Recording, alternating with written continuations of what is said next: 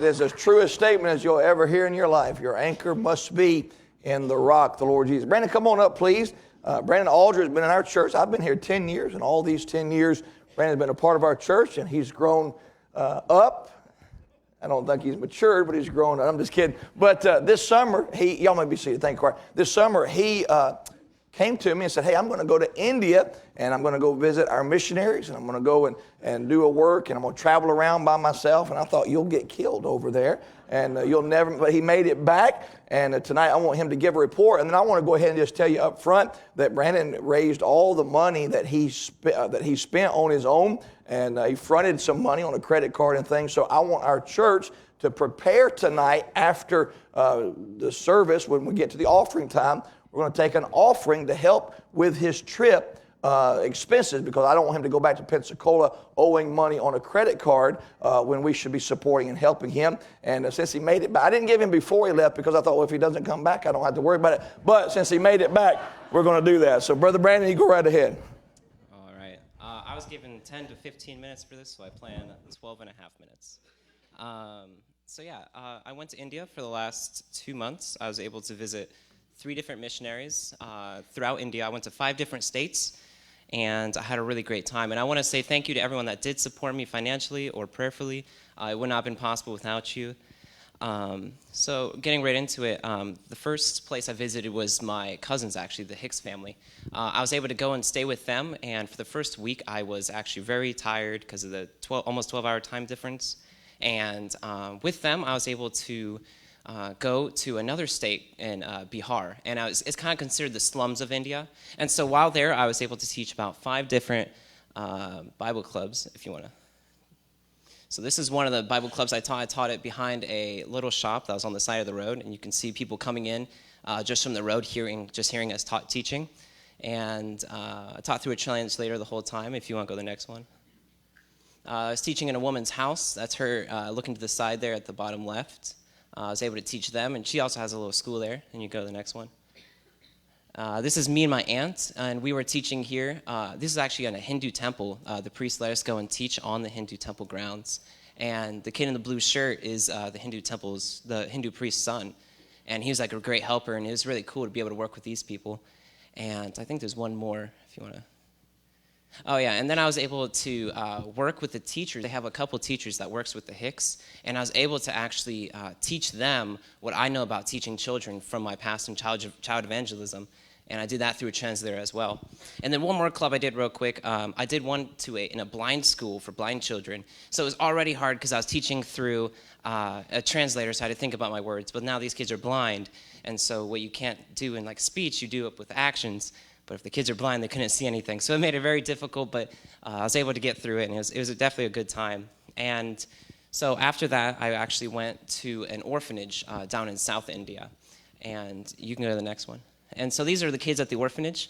There was about 40 when I got there and 60 when I left. It was just because they're coming in from school. And so while there, I was able to teach their Sunday services, and also just constantly spend time with the kids, to the point where it got really overbearing, and I actually started to break down a little bit because it was just very hot. It was reaching 122 degrees at times because it was during a heat wave, and I started just getting very tired, and the kids were constantly pulling at my arms, and they only knew really a couple words in English, so they were always just saying, brother, brother, brother, pulling me over, and it was very, very concerned. I mean, it wasn't concerned, I was just very stressed out, and I really had to take time and like pray and really asked like peace from God, and I was able to get it through a lot of prayer and talking to a couple people. I talked to my aunt, and she helped guide me. So if you want to go to the next one, and you could just kind of scroll through a couple of these. Like I think there's 3. I was able to play games with the kids, and I taught them a lot of games. I taught them baseball. I taught them a game called Ninja. Lots of card games. You go to the next one. You go to the next one, and one more.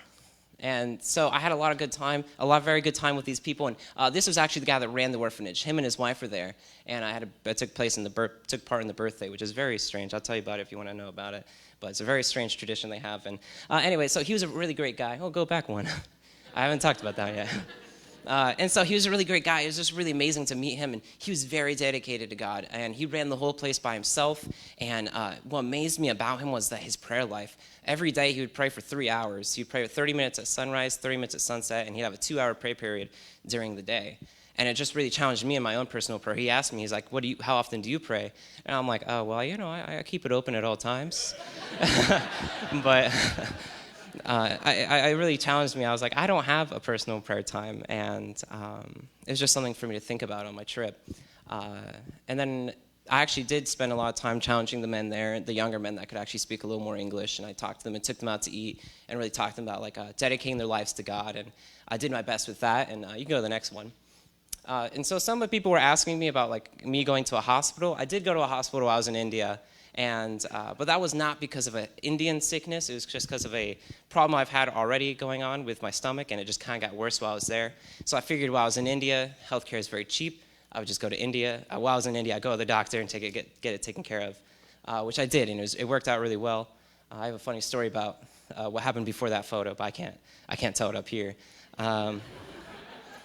But it was a good time. I was very thankful, and I learned a lot there at the orphanage. All right, so you can go to the next one.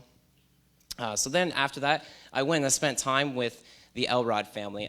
Originally, the plan was to go to Delhi and spend time with the Gazaways, which is a missionary our church supports. But instead, they suggested I stay with the Elrods because the Gazaways were new to the field, and they were working with the Elrods, so I still got to spend time with the Gazaways. But the Elrods were a really great family. I loved spending time with them. And my favorite thing about them was their ministry. It was something really amazing to see was when I think about missions in India, a lot of times I just think we go there and we get people saved. But it was amazing just to see their dedication to discipling the people they saved. And so they had about 7 men that they were discipling to become pastors. And this is in the capital of India, so there is a lot more churches and Christianity in the capital, but it's honestly not much. But these 7 men, it was just amazing to see their dedication. I ended up staying with one that was saved 2 years ago and one that was saved 3 months ago.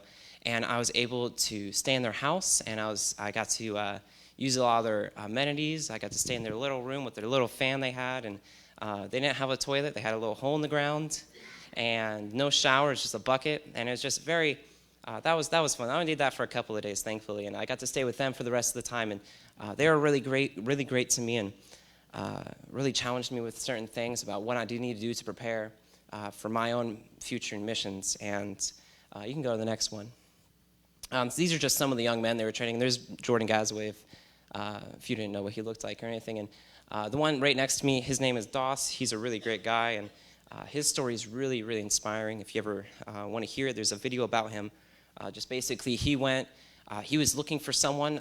He was looking for the truth, really, and he kind of had known about Christianity and he was reading about it a little bit, but he really had no one to teach him. And a missionary went over there and just needed someone to teach him English. And Indians are kind of strange sometimes with how they interact on Facebook. And so he just knew that there was a white guy that he knew, and so he started just messaging him, Doss did. And I'm not making fun of Indians here, but it's just how they act. And so he started just messaging him, asking him to hang out. And through that, Jim, I can't say his name, but the missionary, he was able to spend time with him and use him to learn Hindi. And during that time, he was able to tell him all about the Bible and teach him. And now he is the one that got all the 7 men together, and he's the one that was able to create this entire 3 different churches. And it's really amazing. There is a little video about it, but we don't have time for that. So you can go to the next one. And so that was basically around that point. My phone started having a lot of problems, and I couldn't record things because my phone just was constantly dying. And so I don't have any more photos of my trip. But right around here, I did end up getting kind of a cold, and I was supposed to go to Nepal and stay with just like a Hindu family there in their little house and all that. And after talking to the Elrods, they suggested that I shouldn't do that and instead return to my cousins just because I was getting sick, and there wouldn't be anyone there, any missionaries or anything to help teach me or guide me. So he suggested I go back to stay with my cousins, which I think really worked out because I ended up getting to go back to the Darbhanga, the village in Bihar, and I was able to teach 5 more Bible clubs, and that was really great. I got to do that. And then for about the last week of my trip, I ended up being couch-bound, being sick. But overall, it was a really great experience, and I'm extremely thankful I did it. I'm very excited to return once I complete college. I plan to be a full-time missionary is the plan. And so, let me check my time. All right. So basically, through the whole time I was in India, there was a verse that I did really think about a lot. And I'm not just saying this to kind of branch into what I want to talk about, but I did really think about this verse a lot. And that was Matthew 9:36 through 38, which is, "But when he saw the multitudes, he was moved with compassion on them, because they fainted and were scattered abroad as sheep having no shepherd. Then saith he unto his disciples, The harvest truly is plenteous, but the laborers are few. Pray ye therefore the Lord of the harvest, that he will send forth laborers into his harvest." And so it's something I really thought about, because while I was there, that really came to life for me. That this was a place where there really was nobody there. These were people that had no shepherd, no one at all. In the city I went to in Bihar, the name was Darbhanga, there was only one missionary for that entire city. And they told me that the city next to it had no missionaries at all. And so these are people dying and going to hell every day without ever even hearing about the gospel. And it truly was a harvest that needs laborers, that no one was going. And that's one reason why I really do want to go myself. But it was very hard to see this. It was hard to think about that, but it was the truth, is that really there is no one going. And so I ask you, you can go. Some of you might think to yourselves and say, I'm too old, I have responsibilities here, I have a family. But, think about the people God used throughout the Bible. I don't think God chose the strongest people most of the time. He didn't choose the youngest and the bravest. He chose the small people. He chose Sarah. She was a very elderly woman when she had her child. And he chose David, a small, ruddy man, to the youngest of the family, to do this. And so you think about it, you can go. The Bible says in Romans 10:14, it says, "How then shall they call on him whom they have not believed? And how shall they believe in him whom they have not heard? And how shall they hear without a preacher? And how shall they preach except they be sent? As it is written, how beautiful are the feet of them that preach the gospel and bring glad tidings of good things." The Bible tells us that someone has to go. And these are places that we, as Christians, are leaving empty of anyone to tell them of Christ. We know of these places that there's one missionary for an entire city. We have 400 people here for our city, but there's only one for that city. And so we leave it like that. And we just put it in the back of our head, and we say, well, I give my money, but you can go. And God will equip you to go. I'm a minute short, but that's all right. So that's my prayer. I pray for God to send laborers. I pray for God to send you. And if you want to go, I'll go with you. We can go together. It'd be great. Thank you. That's good, man. Very good.